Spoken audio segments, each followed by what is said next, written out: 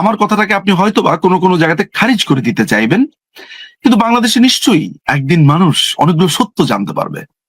তারা জানবে তাদের এই ভূখণ্ডে, তাদের এই দেশের মাটিতে একজন সাহসী মানুষ ছিলেন, যিনি, যার সাহস ছিল আকাশ ছোঁয়া। বঙ্গবন্ধুর পর, বঙ্গবন্ধু শেখ মুজিবুর রহমানের পর সেই মানুষটির আকাশ ছোঁয়া সাহস ছিল। সেই মানুষটি দীর্ঘ 15 বছর এই রক্তচক্ষুকে এমন ভাবে খেলেছেন যে পশ্চিমারাও খেয়ে হারিয়ে ফেলেছিলেন, যে একবার এখানে একবার সেখানে। অর্থাৎ তিনি শুধু নিজের সার্বভৌমত্ব ধরে রাখার জন্য তিনি নানান ভাবে এদেরকে খেলিয়েছেন, শুধু শুধু এই দেশটার জন্য। তিনি আর কেউ নন, তিনি শেখ হাসিনা। আমার আমার কথাতে আপনি অনেক অনুরাগ পাবেন, আমার কথাতে আপনার কাছে মনে হবে দূর ও তো বলবেই, কিন্তু আমি এইসব ব্যাপারে অসম্ভব রকমের অনেস্ট থাকার চেষ্টা করি। সেই তথ্য আমি একটুকু বলতে পারি যে মাননীয় প্রধানমন্ত্রী শুধু তার দেশের কারণে, এই দেশের মাটিকে বাঁচাবার জন্য তাকে এই জলাঞ্জলি তাকে দিতে হয়েছে। কিন্তু আপনি এটাও জেনে রাখেন, আমি আপনাকে একটু স্মরণ করিয়ে দিতে চাই লুবুম্বার কথা, কঙ্গোর। আপনি আন্তর্জাতিক বিষয়ের ছাত্রী, আপনাকে আমি মনে করিয়ে দিতে চাই চিলির প্রেসিডেন্ট আলেন্দের কথা, সালভাদর আয়েন্দে। আমরা আলেন্দে বলি, বাট সালভাদর আয়েন্দে, তিনি একজন নির্বাচিত সমাজতান্ত্রিক নেতা। তাকে পিনোশে 2 বছরের মাথাতে তাকে দখল, তার বাসভবন ঘেরাও করে তিনি আত্মহত্যা করেন, যদিও এটাকে আমি খুনি বলবো। এভাবে অসংখ্য নজির রয়েছে। আয়েন্দেকে যখন খুন করে ফেলা হয় 11 সেপ্টেম্বর 1973, তখন বঙ্গবন্ধু এম আর আক্তার মুকুল এবং আমাদের আব্দুল গাফার চৌধুরী ওই গণভবনে ছিলেন, তিনি বসা। একটা এরকম একটা পিস্তলের চিহ্ন করে তিনি তার বুকের বাম পাশে তিনি বলেছিলেন, একটা একটা বুলেট তার দিকে ধেয়ে আসছে। আমি কোট আনকোট রেফার করছি মুজিবের রক্তলাল, এম আর আক্তার মুকুল, এবং 15ই অগস্ট ইতিহাসের রক্ত পলাশ, আব্দুল গাফার চৌধুরীর 2টো গ্রন্থ।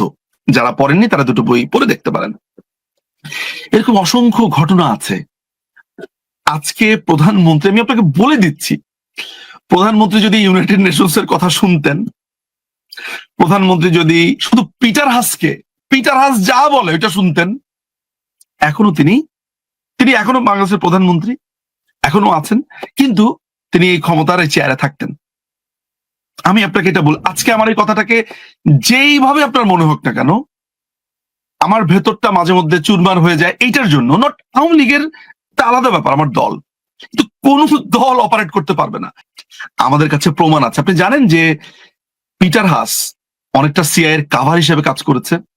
ডোনাল্ড লু ঠিক যেই পদ্ধতিতে ইমরান খানকে ক্ষমতাচ্যুত করেছে, বাংলাদেশকে ক্ষমতাচ্যুত করতে তার অনেক দেরি হয়েছে, কিন্তু করেছে। ইউনাইটেড নেশনস, এখানে ইউনাইটেড নেশনসে খুবই কার্যকরী ভূমিকা যে রেখেছে সে হচ্ছে ভলকার টুর্ক। তারপরে হচ্ছে যে আপনার ব্রিটেনের যেই অ্যাম্বাসেডর আছে রবার্টসন, এরপরে সারাকু, তারপরে এখানে টার্কি এখানে ওতপ্রোতভাবে জড়িত ছিল। চায়না দূরে দূরে থেকেছে, বাট চায়নার এখানে ইন্ধন ঠিক ওই অর্থ না। চায়নার ইন্ধনটা একটু ইন্টারেস্টিং, সেটাতে আমি পরে হয়তো আসবো। কিন্তু টার্কির এখানে সরাসরি অর্থ বিনিয়োগ ছিল, কাতারের এখানে সহযোগিতা ছিল। এরা সবাই একজোট হয়েছে। এর কারণ হচ্ছে বাংলাদেশ তার ডিপসির ব্যাপারে একটা বড় সিদ্ধান্ত নিয়েছিল, তার পোর্টগুলোর ব্যাপারে সিদ্ধান্ত নিয়েছে। মায়ানমারের যেই আমেরিকার যে মায়ানমার অ্যাক্ট আছে, প্রধানমন্ত্রী এটাকে কমপ্লিটলি নো বলেছে। এয়ারবাস যেটা আছে, অর্থাৎ বোয়িং নেত্রী কেনেন নাই, বোয়িং কিনবেন না তিনি এয়ারবাস কিনবেন। এটাও একটা বড় ধরনের বাণিজ্যের একটা ওদের ভয়ঙ্কর রকমের আপনি বলতে পারেন অসম্মতি ছিল। তিনি চায়নার সাথে তার বাণিজ্যকে খুব বাড়িয়েছিলেন, যেটা আমেরিকা খুবই বাঁকা চোখে দেখেছিল এবং তারা নিতে পারেনি। এবং আরেকটি গুরুত্বপূর্ণ ব্যাপার, ইন্দো প্যাসিফিকে যে কোয়াডের যে বিষয়টা ছিল, সেখানে বাংলাদেশ যে 15 আউটলুক দিয়েছে, এটা মার্কিনীরা খুবই বাজেভাবে নিয়েছে ব্যাপারটাকে। মনে করেছে যে এরা এত ছোট একটা রাষ্ট্র আমাদের সাথে এইভাবে পাঙ্গা নিয়েছে, এটার প্রতিশোধ তারা নেবে। এবং তারা সেটা নেবে। এই যে আপনার ইউনুস হচ্ছে একটা কমপ্লিটলি একটা আমেরিকার কেয়ারটেকার। আপনার ভালো লাগুক কিংবা না লাগুক, তখন সরকারের পর সরকার দিয়ে নানান ধরনের চেষ্টা করবে। এখন তারা পরবর্তী যাদেরকে ক্ষমতায় আনবে তাদেরকে দিয়েই চেষ্টা করবে। আমি আপনাকে এটা বলে রাখলাম যে ক্ষমতায় টিকে থাকার জন্য প্রধানমন্ত্রী সবকিছুই দিয়ে দিয়েছেন ভারতকে, আপনি কি বলবেন? আম, দেখুন, এই এই আলোচনা তো মনে হয় এই জায়গাতে খুবই বেশি এভিডেন্ট আমাদের কাছে, আমরা যেটাকে বলি যে একেবারে প্রমাণিত। সেটা হচ্ছে যে প্রথমত ভারতের ২৬ লক্ষ লোক এখানে চাকুরি করে।